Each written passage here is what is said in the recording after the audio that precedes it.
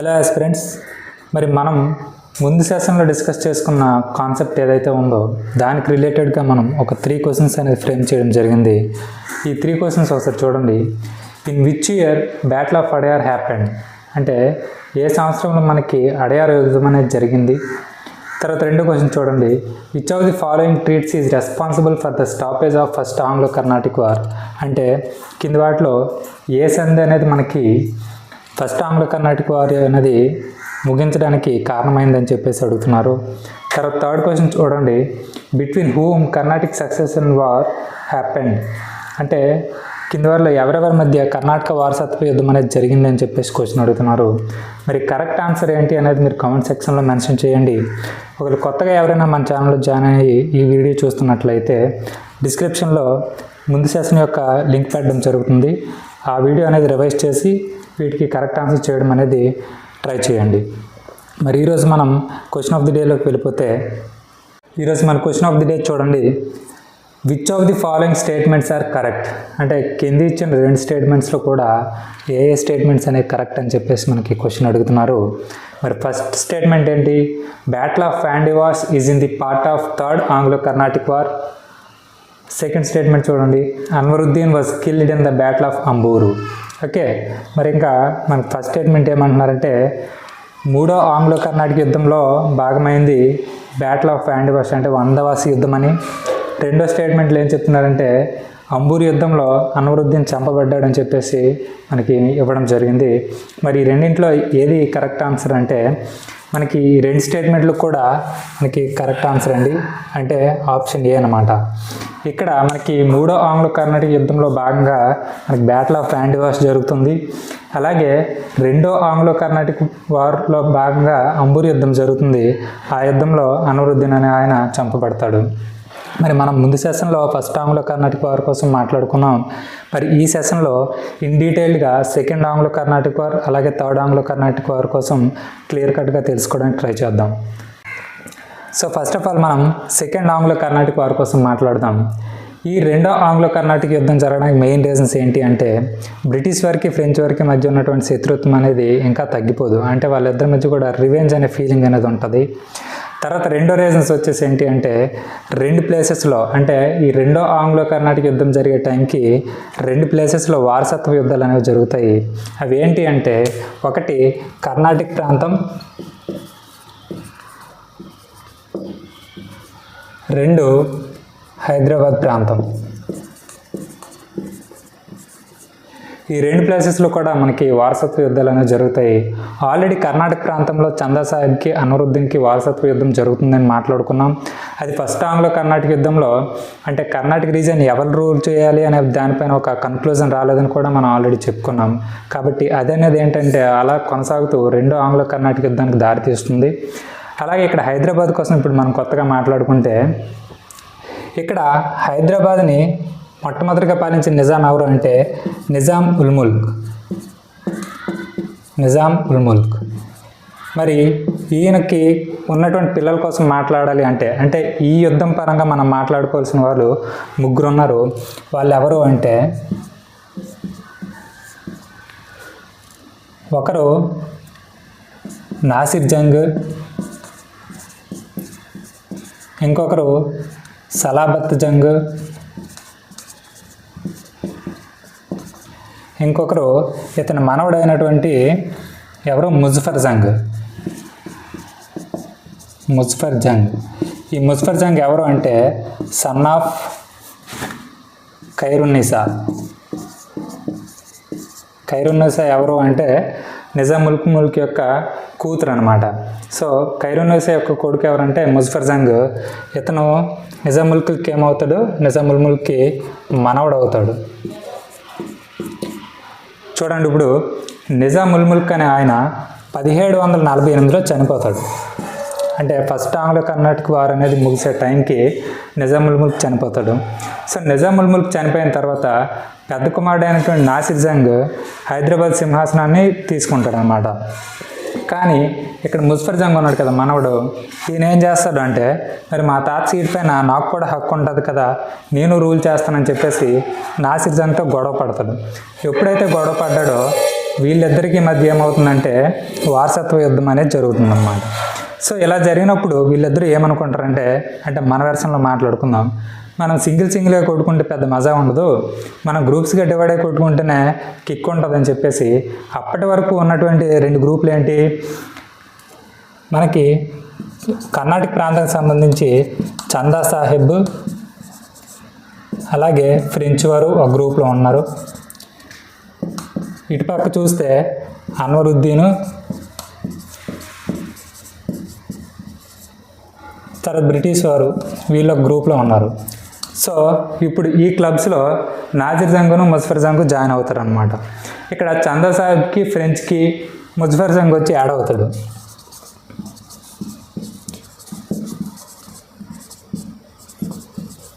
So వీళ్ళ ముగ్గురు ఇప్పుడు ఒక బ్యాచ్ అనమాట.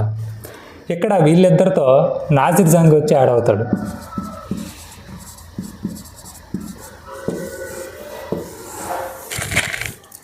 ఓకే, ఇప్పుడు 2 గ్రూప్స్ తయారైపోయి ఇప్పుడు ఏంటంటే వీళ్ళిద్దరూ తన్నుకోవాలి.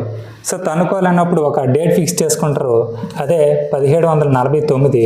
ఈ 1749లో వెల్లూరు దగ్గర అంబూరు అనే ప్లేస్ ఉంటుంది. వెల్లూరు దగ్గర అంబూరు అనే ప్లేస్ ఒకటి ఉంటుంది. ఈ అంబూరు ప్లేస్ దగ్గర ఈ 2 బ్యాచెస్ కూడా యుద్ధం చేసుకుంటాయి. ఆ యుద్ధాన్ని మనం ఏమన్నాము, అంబూరు యుద్ధం అని చెప్పేసి పిలుస్తున్నాం. అంబూరు యుద్ధం. సో ఈ యుద్ధంలో ఏమవుతుందంటే అన్వరుద్దీన్ అనే ఆయన చనిపోతాడు అనమాట. సో అన్వరుద్దీన్ చనిపోతే ఇప్పుడు ఏమైంది, కర్ణాటక రీజియన్లో ఈ చందా సాహెబ్ గడ్డు లేకుండా పోతుంది.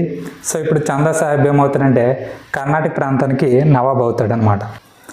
అయితే చందా సాహెబ్ ఎప్పుడైతే నవాబ్ అయ్యాడో అన్వరుద్దీన్కి ఒక కుమారుడు ఉంటాడు. ఆ కుమారుడి పేరేంటి అంటే మహమ్మద్ అలీ. యాక్చువల్గా అన్వరుద్దీన్ మహమ్మద్ అలీ అనేవాళ్ళు వల్లజా అనే వంశానికి చెందినవారు కాబట్టి మహమ్మద్ అలీకి ఉన్నటువంటి అదర్ టైటిల్ ఏంటంటే వల్లజా అని కూడా పిలుస్తాను మనం మహమ్మద్ అలీని. అయితే వీళ్ళ ఫాదర్ ఎప్పుడైతే చనిపోతాడో మహమ్మద్ అలీ తిరుచిరాపల్లి అనే ప్లేస్కి పారిపోతాడు అనమాట. తిరుచిరాపల్లి అక్కడ పారిపోయి తలదాచుకుంటాడు. మరి ఇక్కడికి సీన్ కట్ చేస్తే ఇప్పుడు సెకండ్ హైదరాబాద్ వారసత్వ యుద్ధం కోసం ఒకసారి మాట్లాడుకుందాం. ఇక్కడికి ఈ సీన్ అలా ఉంచండి. ఇప్పుడు మహమ్మద్ అలీ ఎక్కడ ఉన్నాడు, తిరుచిరాపల్లిలో ఉన్నాడు. ఆ పాయింట్ గుర్తుపెట్టుకోండి.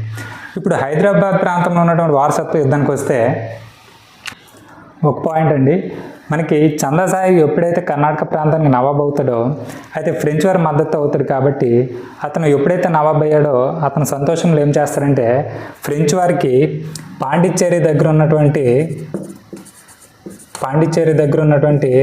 ఒక 80 గ్రామాలను ఫ్రెంచ్ వారికి ఇవ్వడం జరుగుతుందన్నమాట. 80 గ్రామాలు ఎవరికి ఇస్తారు, ఫ్రెంచ్ వారికి ఇస్తారు. ఎవరిస్తారు, చందా సాహెబ్ ఇవ్వడం జరుగుతుంది. చందా సాహెబ్. ఓకే, ఈ పాయింట్ గుర్తుపెట్టుకోండి. మరి ఇప్పుడు మనం హైదరాబాద్ వారసత్వ యుద్ధం కోసం మాట్లాడుకుందాం. హైదరాబాద్ వారసత్వపు యుద్ధం.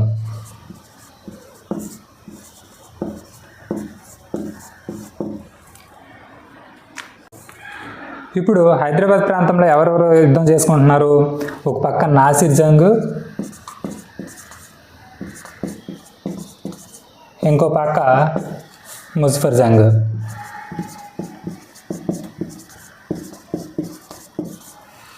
అయితే ఇది ఇలా ఉన్న టైంలో, అంటే ఇలాంటి యుద్ధ వాతావరణం టైంలో ఇక్కడ ముజఫర్ జంగ్కి ఫేవరబుల్గా ఒక కండిషన్ జరుగుతుంది, ఒక సిచ్యువేషన్ వస్తుంది. ఏంటి అంటే అప్పటికే నాసిర్ జంగ్ ఈ హైదరాబాద్ సంస్థానానికి దగ్గరగా ఉండే, అంటే మన ఆంధ్ర ప్రాంతంలో ఉన్నటువంటి కడప, కర్నూలు అలాగే బంకాపూర్ ఈ ప్రాంతంలో రూల్ చేసే నవాబుల్ని పఠాన్ నవాబులు లేదా పఠాన్స్ అని అంటారు. సో వాళ్ళతో నాసిర్ జంగ్కి గొడవలు అవుతుంటాయి అన్నమాట. ఎవరెవరితో అవుతుంటాయి, నాసిర్ జంగ్కి పఠాన్ నవాబులతో యుద్ధం జరుగుతూ ఉంటుంది. పఠాన్ నవాబులు ఏంటి, ఫైట్ అవుతుంటుంది. మరి పఠాన్ నవాబులు ఎవరెవరు, వీళ్ళు తెలుసుకోవడం చాలా ఇంపార్టెంట్ అండి. పఠాన్ నవాబులు అనగా కడపను రూల్ చేసే, కడపలో ఉన్నటువంటి అబ్దుల్ నబీ ఖాన్, అలాగే కర్నూలు రూల్ చేస్తున్నటువంటి హిమ్మత్ ఖాన్ బహదూర్, హిమ్మత్ ఖాన్ బహదూర్. అలాగే బంకాపూర్ అనే ప్లేస్ని రూల్ చేస్తున్నటువంటి అబ్దుల్ కరీం ఖాన్.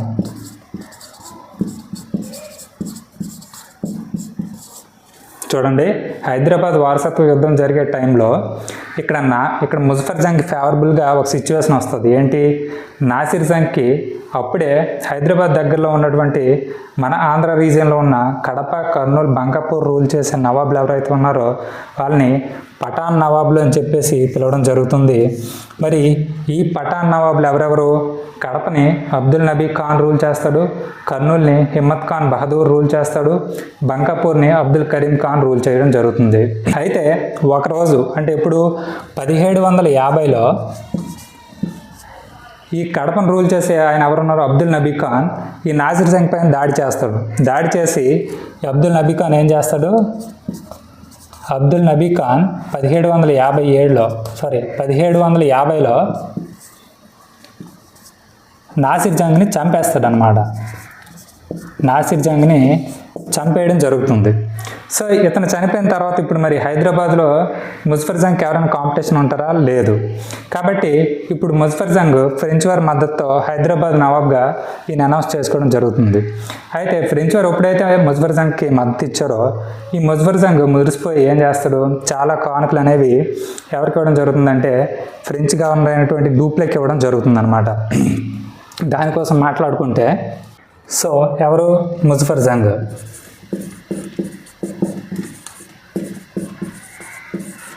ముజఫర్ జంగ్ ఫ్రెంచ్ వారి మద్దతుతో, అప్పుడు ఆ టైంలో ఫ్రెంచ్ గవర్నర్ ఎవరు? డూప్లే. సో ఫ్రెంచ్ వారి మద్దతుతో ఎప్పుడైతే హైదరాబాద్ నవాబుగా ప్రకటించుకుంటాడో ఈ ఫ్రెంచ్ వారికి చాలా బహుమానాలు అనేవి ఇస్తాడనమాట. ఏంటంటే ఇస్తాడు? పాండిచ్చేరి దగ్గర ఉండే కొన్ని ప్లేసెస్ని ఇవ్వడం జరుగుతుంది. ఏంటంటే అవేంటి అంటే మచిలీపట్నం,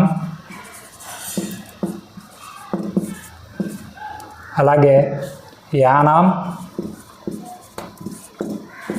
దివిసీమ, ఈ 3 ప్లేసెస్ని ఇవ్వడం జరుగుతుంది. అలాగే కంపెనీకి ఒక 5 లక్షలు,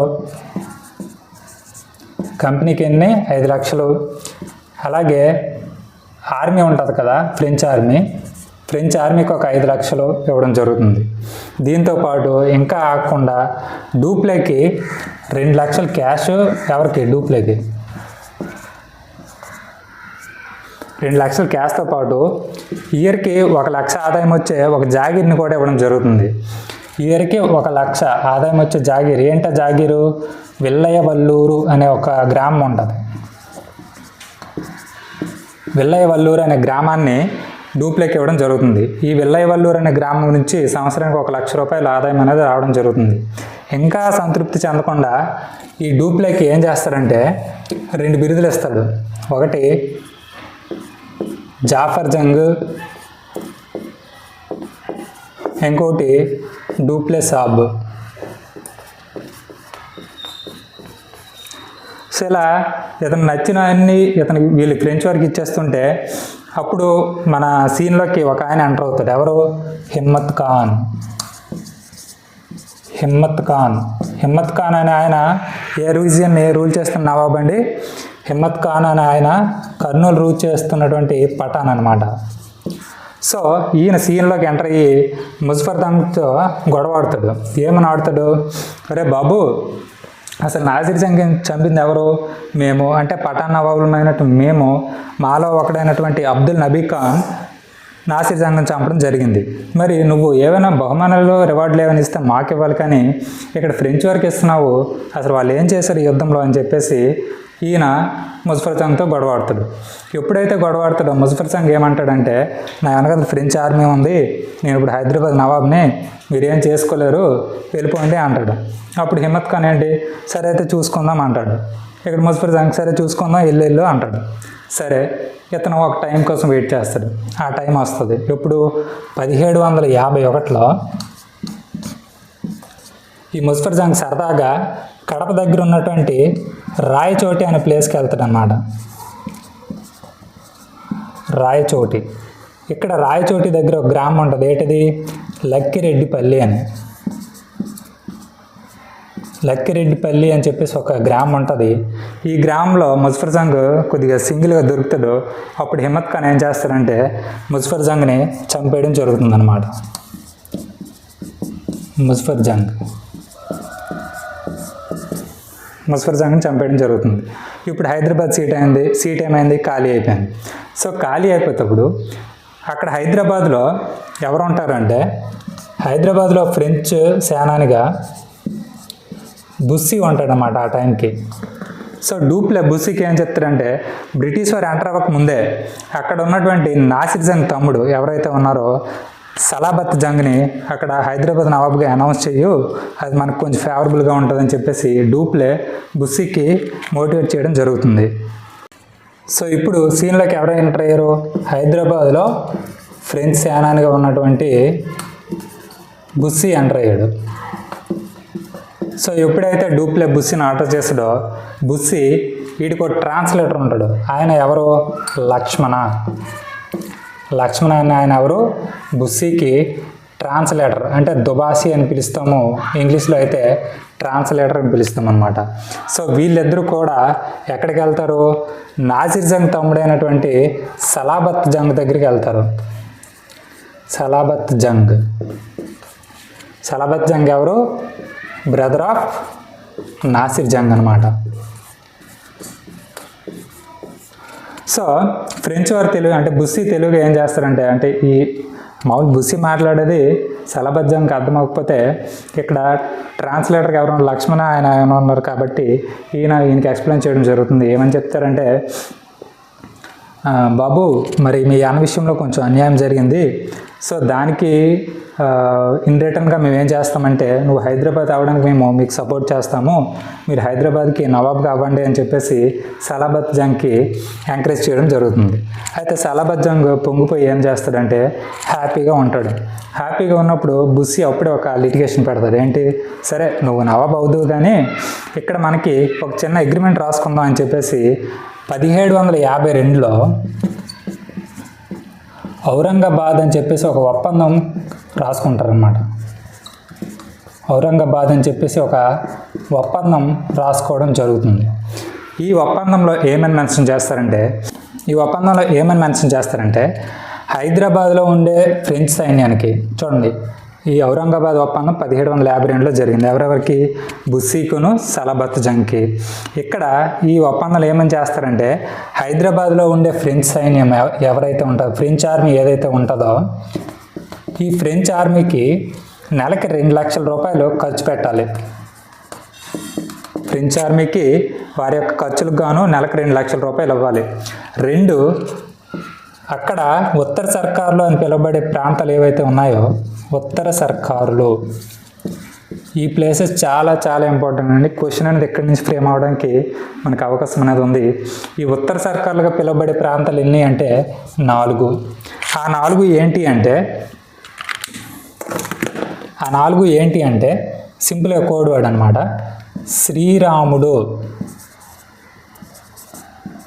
శ్రీరాముడు ఏలిన ప్రాంతం అనుకుందాం. ఇక్కడ శ్రీ అంటే ఏంటి అంటే శ్రీకాకుళం, రా అంటే ఏంటి అంటే రాజమండ్రి, ము అంటే ముస్తఫా నగర్, ఏ అంటే ఏలూరు. ఓకే, ఉత్తర సర్కారులుగా పిలువబడే 4 ప్రాంతాలు ఏంటి, శ్రీకాకుళము, రాజమండ్రి, ముస్తఫా నగర్, ఏలూరు. మరి ఈ 4 ప్రాంతాల నుంచి కూడా అంటే ఉత్తర సర్కారుల నుంచి సంవత్సరానికి 31 లక్షల ఆదాయం అనేది వస్తుంటుందండి. ఓకే, ఒక సంవత్సరానికి 31 లక్షల ఆదాయం అనేది వస్తూ ఉంటుంది. అయితే ఇక్కడ ఔరంగాబాద్ ఒప్పందం పైన సైన్ చేసింది ఎవరు అంటే ఒక పక్క బుస్సీ అయితే ఇంకో పక్క సలాబత్ జంగ్ అని ఆయన సైన్ చేయడు. ఈయన అండర్లో ఉండే దివాన్ ఒక ఆయన ఉంటాడు. ఎవరు,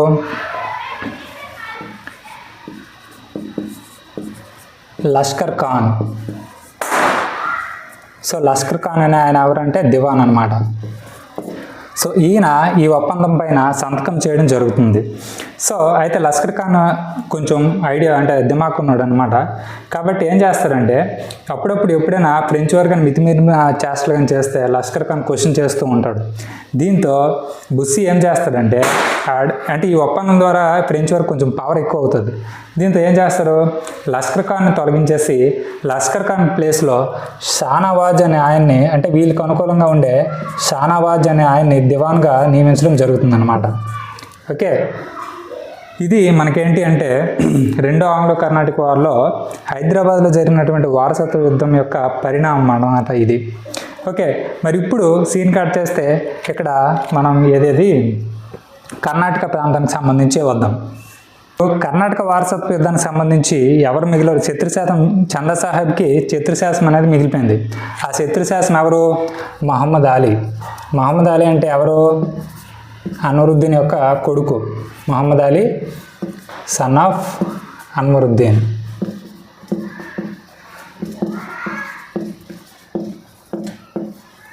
ఓకే, అన్వరుద్దీన్ కొడుకు అయినప్పుడు మహమ్మద్ అలీ ఇప్పుడు ఎక్కడ ఉన్నాడని చెప్పుకున్నాం ఇందాక, తిరుచిరాపల్లి అనే ప్లేస్లో దీనంగా ఉంటాడు. తిరుచిరాపల్లి. మరి దీనంగా ఉన్నట్టంటే ఈయనకి ఒక మెరుపు లాంటి సహాయం అందుతుంది. అది ఎవరు, తిరుచిరాపల్లిలో బ్రిటిష్ వారు ఉంటారు. ఇప్పుడు తిరుచిరాపల్లి ఎవరున్నారు, బ్రిటిష్ వారికి సంబంధించి రాబర్ట్ క్లైవ్ ఉంటాడు అన్నమాట అక్కడ. రాబర్ట్ క్లైవ్ ఈయన చాలా చాలా ఇంపార్టెంట్ అండి. ఈయన్ని మనం ఆర్కాట్ వీరుడు అని పిలుస్తారు. ఏమని పిలుస్తారు, ఆర్కాట్ వీరుడు. ఎందుకు ఎలా పిలుస్తారంటే ఇప్పుడు ఆ స్టోరీ ఇప్పుడు చెప్పుకుందాం. ఎప్పుడైతే మహమ్మద్ అలీ రాబర్ట్ క్లైవ్ దగ్గరికి వెళ్ళి మా నాన్నని చంపేశారు, నాకు కొంచెం హెల్ప్ చేయండి అని చెప్పేస్తే అప్పుడు రాబర్ట్ క్లైవ్ ఏం చేస్తారంటే అతి కొద్ది మంది అంటే ఒక 500 మంది సైన్యాన్ని తీసుకొని రాబర్ట్ క్లైవ్ ఎక్కడికి వెళ్తాడంటే కర్ణాటక రాజధాని ఆర్కాట్ పైకి వెళ్తాడనమాట. ఆర్కాట్ అనేది ఏంటి, కర్ణాటక ప్రాంతానికి రాజధాని అన్నమాట ఇది. ఆ టైంలో కర్ణాటక ప్రాంతానికి రాజధాని అనేది ఆర్కాట్. సో మన రాబర్ట్ క్లైవ్ ఏం చేస్తాడంటే ఒక 500 మంది సైన్యాన్ని తీసుకుని వెళ్ళి కర్ణాటక రాజధాని అయినటువంటి ఆర్కాట్ పైన దాడి చేస్తాడు. అయితే అక్కడ అప్పటికే అక్కడ ఎవరు ఉంటారు, చందా సాహెబ్ ఉంటాడు. ఈ చందా సాహెబ్ ఒక 3000 మంది సైన్యాన్ని వేసుకొని యుద్ధం చేస్తాడనమాట. అయితే ఇక్కడ ఏమవుతుందంటే రాబర్ట్ క్లైవ్ అతి సునాయాసంగా 3000 మంది సైన్యంతో ఉన్న చందా సాహెబ్ని ఓడించేస్తాడు. ఓడించేసి ఇక్కడ ఆర్కాట్ని ఆక్రమించడం జరుగుతుంది. అందుకని చెప్పేసి రాబర్ట్ క్లైవ్ని ఆర్కాట్ వీరుడు అని పిలుస్తాం. ఇక్కడ ఈ చందా సాహెబ్ని ఓడించేసిన తర్వాత చందా సాహెబ్ని ఎక్కడంటే శ్రీరంగం అనే దీవిలో బంధిస్తారు. శ్రీరంగం అనే దీవిలో ఏం చేస్తారు, బంధిస్తారు ఈయన్ని. మరి బంధించిన తర్వాత ఈయన పైన రివెంజ్ ఎవరు తీర్చుకోవాలి, మహమ్మద్ అలీ తీర్చుకోవాలి. అందుకని చెప్పేసి 1752లో ఈ శ్రీరంగం దీవులో బందీగా ఉన్నటువంటి చందా సాహెబ్ని మహమ్మద్ అలీ చంపేస్తాడనమాట. మహమ్మద్ అలీ చంపేయడం జరుగుతుంది. ఎవరిని, చందా సాహెబ్ని. అయితే చంపేసిన తర్వాత మరి కర్ణాటక ప్రాంతానికి మహమ్మద్ అలీ బ్రిటిష్ వారి యొక్క మద్దతుతో నవాబ్గా అవుతాడు. అయితే తర్వాత కాలంలో ఏమవుతుందంటే మహమ్మద్ అలీ కర్ణాటక ప్రాంతాన్ని బ్రిటిష్ వారికి అప్పచెప్పేసి ఆయన మద్రాసులో చపాక్ భవంతి అనే ఒక భవంతి ఉంటుంది, అక్కడికి వెళ్ళిపోయి రిలాక్స్ అయ్యి లైఫ్ని ఎంజాయ్ చేస్తూ ఉంటాడు. సో అక్కడికి కర్ణాటక వారసత్వ యుద్ధ పరిణామం అనేది అలా ఉంది. మరి ఇప్పుడు చూడండి, మనకి 2 థింగ్స్ చూడండి. ఒకటి, హైదరాబాద్ రీజియన్కి సంబంధించి ముజఫర్ జంగ్ని ఫ్రెంచ్ వారు కాపాడలేకపోయారు. సెకండ్, కర్ణాటక రీజియన్కి సంబంధించి చందా సాహెబ్ని ఫ్రెంచ్ వారు కాపాడలేకపోయారు. అంటే ఎవరు, డూప్లే కాపాడలేకపోయారు. ఈ విషయం అనేది ఫ్రెంచ్ గవర్నమెంట్కి తెలుస్తుంది. ఫ్రెంచ్ గవర్నమెంట్కి తెలిసి ఏం చేస్తారంటే డూప్లేని వెనక్కి పిలుస్తారనమాట. అయ్యా డూప్లే, మనకి వరుసగా మనకి పరాజయాలనే వస్తున్నాయి, కాబట్టి నువ్వు వచ్చి కొంచెం రెస్ట్ తీసుకో, నీ ప్లేస్లో చార్లెస్ గదాహో వస్తాడని చెప్పేసి ఫ్రెంచ్ వారు ఎవరిని పంపిస్తారు, చార్లెస్ గదాహో. ఈ వ్యక్తిని పంపించడం జరుగుతుంది. ఎవరు, ఫ్రెంచ్ వారు. అయితే చార్లెస్ గదాహో ఏమంటాడు, వచ్చి రాగానే యుద్ధం చేయాలంటే నాకు ఇష్టం ఉండదు, కొంచెం మనం రెస్ట్ తీసుకుందాం, బ్రేక్ ఇద్దాం, ఈ లోపు నేను ఇక్కడ ఉన్న పరిస్థితులన్నీ కూడా అర్థం చేసుకుంటాను, ముందు కనుక తెలుసుకుంటాను, అప్పుడు యుద్ధం చేస్తాను అని చెప్పేసి గదాహో వచ్చి రాగానే 1754లో పాండిచ్చేరి ఒప్పందం అనేది చేసుకుంటారన్నమాట. ఎవరితో? బ్రిటిష్తో. 1754లో పాండిచ్చేరి ఒప్పందం చేసుకుంటారు. ఎవరితో? బ్రిటిష్తో చేసుకుంటారు. చేసుకుని ఎవరు? చార్లెస్ కదాహో. ఓకే, చేసుకుని ఏం చేస్తారు? సెకండ్ ఆంగ్లో కర్ణాటిక్ వార్కి ఏం చేస్తారంటే ముగింపు చెప్తారనమాట. అక్కడికి రెండో ఆంగ్లో కర్ణాటిక్ వార్ అనేది ఆగుతుంది. ఇది మనకి రెండో ఆంగ్లో కర్ణాటిక్ యుద్ధానికి సంబంధించినటువంటి ఇన్ డీటెయిల్డ్ ఇన్ఫర్మేషన్. ఇక్కడ మనకి ఏంటంటే ఇయర్స్, నేమ్స్ అనేవి చాలా ఇంపార్టెంట్. హిస్టరీ రిలేటెడ్గా కొంచెం ఎక్కువగానే ఉంటాయి కాబట్టి కొంచెం మళ్ళీ రివైజ్ చేసుకోండి, కొంచెం నీట్గా అర్థం చేసుకోండి. ఇప్పుడు మరి మనం లాస్ట్గా థర్డ్ ఆంగ్లో కర్ణాటిక్ వార్ కోసం మాట్లాడుకుందాం. అదే ఇక్కడ ఒకటి మెన్షన్ చేయడం మర్చిపోయామండి. ఇక్కడ రెండో ఆంగ్లో కర్ణాటిక్ వార్ జరిగేది ఎప్పుడంటే 1749 నుంచి 1754 వరకు. ఓకే, నోట్ చేసుకోండి. ఇప్పుడు మనం మాట్లాడుకోవాల్సింది ఏంటి అంటే మూడో ఆంగ్లో కర్ణాటిక్ యుద్ధం కోసం మనం మాట్లాడుకోవాలి. మరి ఈ మూడో ఆంగ్లో కర్ణాటిక్ యుద్ధం అనేది మనకి 1756 నుంచి 1763 వరకు జరుగుతుంది. అంటే టైం పీరియడ్ అంతా 7 సంవత్సరాలు. ఓకే, ఇది గుర్తుపెట్టుకోండి. మనకి ఇక్కడ ఈ మూడో ఆంగ్లో కర్ణాటిక్ యుద్ధం అనేది జరగడానికి మెయిన్ రీజన్ ఏంటి అంటే యూరోప్లో ఏం జరుగుతుందంటే సప్తవర్ష యుద్ధాలు అని జరుగుతాయి. సప్తవర్ష యుద్ధాలు అంటే 7 years వార్స్ అని చెప్పేసి కొన్ని యుద్ధాలు జరుగుతాయి. దేనికోసం? అమెరికా అనే ప్రాంతం పైన ఒక పక్క బ్రిటిష్ వారు డామినేట్ చేయడానికి ట్రై చేస్తారు, ఇంకో పక్క ఫ్రెంచ్ వారు కూడా డామినేట్ చేయడానికి ట్రై చేస్తారు. చూడండి, యూరోప్లో 1756 నుంచి 1763 వరకు 7 సంవత్సరాల పాటు కొన్ని యుద్ధాలు జరుగుతాయి. 7 సంవత్సరాలు జరుగుతున్నాయి కాబట్టి వాటిని మనం సప్తవర్ష యుద్ధాలు అంటున్నాము. ఆ యుద్ధాలు కూడా దేనికోసం అంటే ఇక్కడ అమెరికా అనే ప్రాంతం పైన బ్రిటిష్ వారు, ఫ్రెంచ్ వారు డామినెన్స్ అనేది నిరూపించుకోవడం కోసం, అంటే ఈ ప్రాంతాన్ని ఆక్రమించుకోవడం కోసం ఈ రెండు కూడా తలపడుతూ ఉంటాయి. మరి యూరోప్లో జరుగుతుందంటే ఆటోమేటిక్గా ఇండియాలో ఉన్నటువంటి ఫ్రెంచ్ వారు, బ్రిటిష్ వారు యుద్ధాలు చేసుకుంటారు. వాటిని మనం ఆంగ్లో కర్ణాటిక్ యుద్ధాలుగా చెప్తున్నాము. మరి ఇండియాలో ఏం జరుగుతుంది అంటే ఎప్పుడైతే ఇక్కడ యూరోప్లో వార్ స్టార్ట్ అయిందో ఫ్రెంచ్ వారు ఇండియాకి కౌంట్ డి లాలీ అనే ఒక ఫ్రెంచ్ సోల్జర్ని పంపిస్తారనమాట. కౌంట్ డి లాలీ ఎప్పుడు పంపిస్తారు? 1757లో పంపిస్తారు. ఈయన వచ్చి రాగానే బ్రిటిష్ వారికి సంబంధించినటువంటి కడలూరు, అలాగే విజయనగరం కోటలు, అంటే బ్రిటిష్ అండర్లో ఉండేవి అన్నమాట ఇవి. విజయనగరం కోటలు, తర్వాత సెయింట్ డేవిడ్ కోటలు, వీటన్నింటినీ కూడా 1758లో ఆక్రమించడం జరుగుతుంది. ఎవరు? కౌంట్ డి లాలీ. మరి ఇటుపక్క బ్రిటిష్ వారు, మరి వీళ్ళు ఒక అగ్గొచ్చే బాణం వేస్తే వీళ్ళు ఏం చేస్తారు? నీరు వచ్చే బాణం వేస్తారు. కాబట్టి మరి బ్రిటిష్ వారు కూడా ఒక పవర్ని దింపుతారు. ఆయన ఎవరు అంటే సర్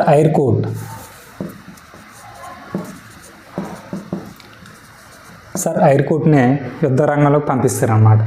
అయితే ఇక్కడ కౌంట్ డి లాలీ ఏం చేస్తారు? 1758లో బ్రిటిష్ వారి అండర్లో ఉండే కడలూరు, విజయనగరం కోటలు, సెయింట్ డేవిడ్ కోటలు ఇలాంటివన్నీ కూడా ఆక్రమించేస్తాడు.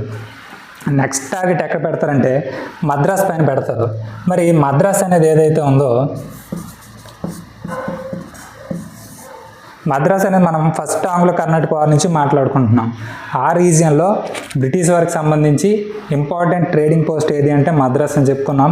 సో ఇది కొంచెం పవర్ఫుల్గా ఉంటుంది కాబట్టి ఎప్పుడైనా ఫ్రెంచ్ ఆర్మీ కానీ దీనిపైన అటాక్ చేయాలంటే సింగిల్గా వెళ్ళి ఎవరు అంటే అటాక్ చేయరు, ఖచ్చితంగా ఎవరో తోడు తీసుకుంటారు. సో ఆ విధంగా కౌంట్ డి లాలీ ఎప్పుడైతే మద్రాస్ పైకి టార్గెట్ పెడతాడో అక్కడ హైదరాబాద్లో ఫ్రెంచ్ సేనాని ఎవరున్నారు? బుస్సీ ఉన్నాడు. సో ఎక్కడున్నాడు? బుస్సీ హైదరాబాద్లో ఉన్నాడు. సో హైదరాబాద్లో ఉన్నటువంటి ఈ బుస్సీని కౌంటీ లాలీ ఏం చేస్తారంటే మన ఇద్దరం వెళ్ళి మద్రాస్ని దోచేసుకుందాం, నువ్వు అర్జెంటుగా వచ్చే అంటాడు. అయితే బుస్సీ అప్పటికీ చెప్తాడు, బాబు నేను ఇప్పుడు హైదరాబాద్లో ఉన్నటువంటి ఉత్తర సర్కార్లు వీటన్నిటిని చూసుకుంటున్నాను, నేను ఒకవేళ కానీ మద్రాస్ని ఆక్రమించడానికి నీతో పాటు వస్తే వెంటనే బ్రిటిష్ వారు ఏం చేస్తారంటే హైదరాబాద్లోకి ఎంటర్ అయిపోయి మన ప్లేసెస్ని ఆక్రమించేస్తారు. అంటే కౌంటీ లాలీ వెండు, పర్లేదు నువ్వు వచ్చి ఏం కాదు, మనం చూసుకుందాం తర్వాత, మరి ఎక్కడ యుద్ధం జరిగితే బ్రిటిష్ వారు అక్కడేం చేస్తారు అని చెప్పేసి కౌంటీ లాలీ బుస్సీని పట్టుబట్టి మరీ పిలుస్తాడు అనమాట. సో ఎప్పుడైతే బుస్సీ కౌంటీ లాలీతో పాటు మద్రాస్ పైకి వెళ్ళిపోతాడో అప్పుడు బ్రిటిషర్స్ ఏం చేస్తారు, హైదరాబాద్లోకి ఎంటర్ అయిపోతారు. బ్రిటిషర్స్ కొంచెం తెలివైన వాళ్ళు కదా, ఏం చేస్తారంటే హైదరాబాద్లోకి ఎంటర్ అయిపోయి ఈ ఉత్తర సర్కార్లు అనే ప్లేస్లు ఏవైతే ఉన్నాయో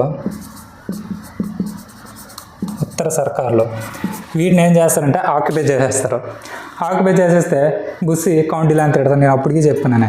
సో దీంతో ఏం చేస్తారంటే సో మనకి ఇన్ని యుద్ధాలు ఏం కాదు, ఫైనల్గా ఒక యుద్ధం చేసుకుందాం రండి అని చెప్పేసి తమిళనాడులో ఉన్నటువంటి వందవాసి ప్లేస్కి వెళ్ళిపోతారు అనమాట. ఎక్కడికి వచ్చారు ఇప్పుడు, తమిళనాడులో ఉన్నటువంటి వందవాసి అనే ప్లేస్కి వచ్చేసారు. దీన్ని ఇంగ్లీష్లో వ్యాండీ వాష్ అంటారు.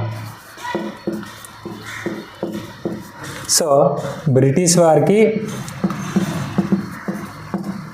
అలాగే ఫ్రెంచ్ వారికి 1760 డేట్ చాలా చాలా ఇంపార్టెంట్ అండి. ఈ వార్ కూడా చాలా ఇంపార్టెంట్. బ్రిటిష్ వారికి ఫ్రెంచ్ వారికి 1760 జనవరి 22న తమిళనాడులోని వందవాసి అనే ప్లేస్లో యుద్ధం జరుగుతుంది. దాన్ని మనం ఏమంటామంటే ఫేమస్గా వందవాసి యుద్ధం అని చెప్పేసి అంటున్నాం. వందవాసి యుద్ధం, ఇంగ్లీష్లో బ్యాటిల్ ఆఫ్ వ్యాండీ వాష్ అనమాట. ఓకే, ఈ యుద్ధంలో బ్రిటిష్ వారి తరఫు నుంచి సర్ ఐర్కూట్ పార్టిసిపేట్ చేస్తాడు.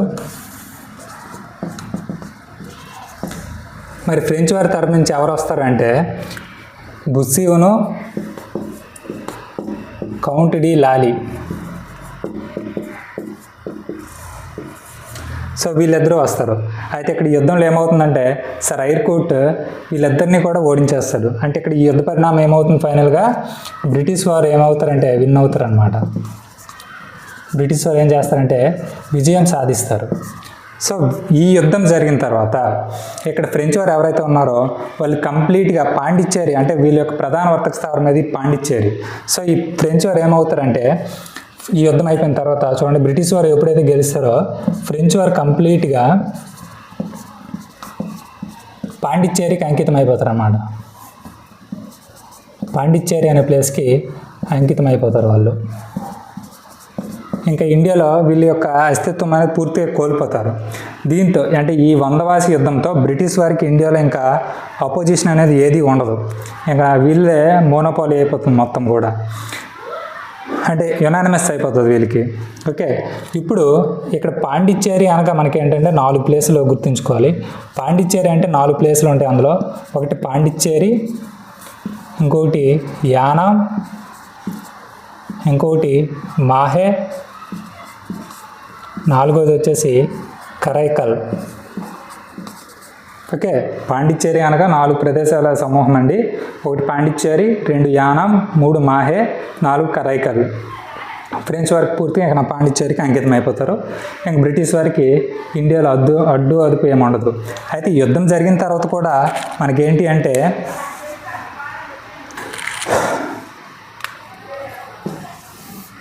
ఓకే, ఈ యుద్ధం జరిగిన తర్వాత కూడా ఈ బ్రిటిష్ వారికి ఫ్రెంచ్ వారికి చిన్న చిన్న యుద్ధాలైనా కూడా వాటికి అంత సిగ్నిఫికెన్స్ అనేది ఉండదు.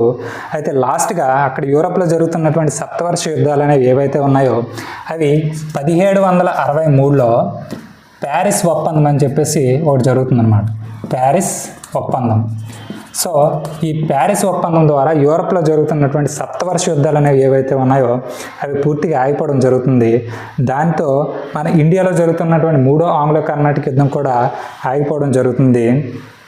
సో దీంతో కంప్లీట్గా ఈ కర్ణాటక రీజియన్ మొత్తం కూడా మన బ్రిటిష్ వారి అండర్లో ఉండడం జరుగుతుందన్నమాట. ఇప్పుడు ఇది మనకేంటి అంటే 3వ ఆంగ్లో కర్ణాటక వార్ కోసం.